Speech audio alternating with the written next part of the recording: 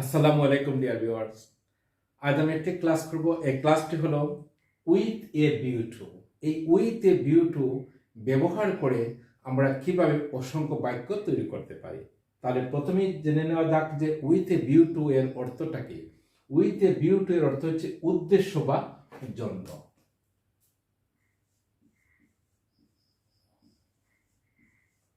উদ্দেশ্য বা জন্য অর্থে আমরা উইথ এ ভিউ টু জানি।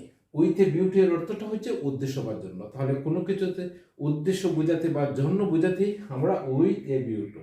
তবে এখানে বলা ভালো ভালো যে উইথ এ ভিউ টু এর পরে যে বার্বটা বসবে সেই বার্বের সাথে অবশ্যই আমাদেরকে ইং যোগ করতে হবে, অর্থাৎ with a view to plus V1 plus ING. তাহলে আমি বাক্য প্রয়োগের মধ্য দিয়ে তা দেখিয়ে দিচ্ছি।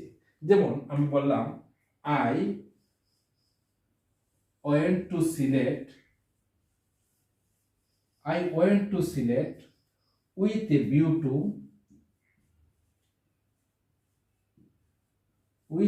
to buying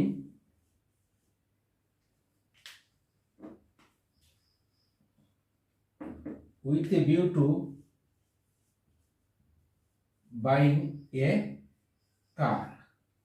তাহলে এখানে যে উইথ এ ভিউ টু উদ্দেশ্য অর্থে আই ওয়েন্ট টু সিলেট, আমি সিলেট গিয়েছিলাম with a view to buying a car, একটি কার কেনার উদ্দেশ্যে। তাহলে আমরা জানতে পারলাম এখানে উইথ এ ভিউ টু কোন অর্থে, উদ্দেশ্য অর্থেই বসেছে।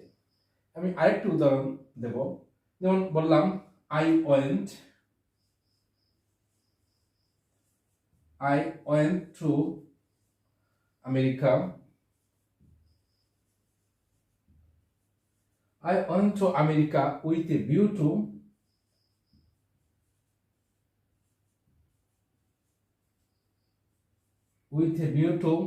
attending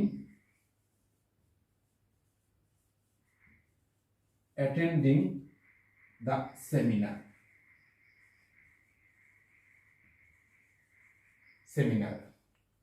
Attending the seminar. এখানে যে উইথ টু ব্যবহার করা হয়েছে কি অর্থে, উদ্দেশ্য অর্থে। আই ওয়েন্ট টু আমেরিকা, আমি আমেরিকা গিয়েছিলাম with a view two attending the seminar, একটি সেমিনারের উদ্দেশ্যে। একটি সেমিনারের উদ্দেশ্যে আমি আমেরিকা গিয়েছিলাম। তাহলে আমরা জানলাম উইথ এ ভিউ টু কি অর্থে বসে, উদ্দেশ্য বা জন্য অর্থে। এবং উইথ এ ভিউ টু যখন বসবে তারপরে যে ভার্বটা বসবে সেই ভার্বের সাথে আমাদেরকে অবশ্যই আইএনজি যোগ করতে হবে।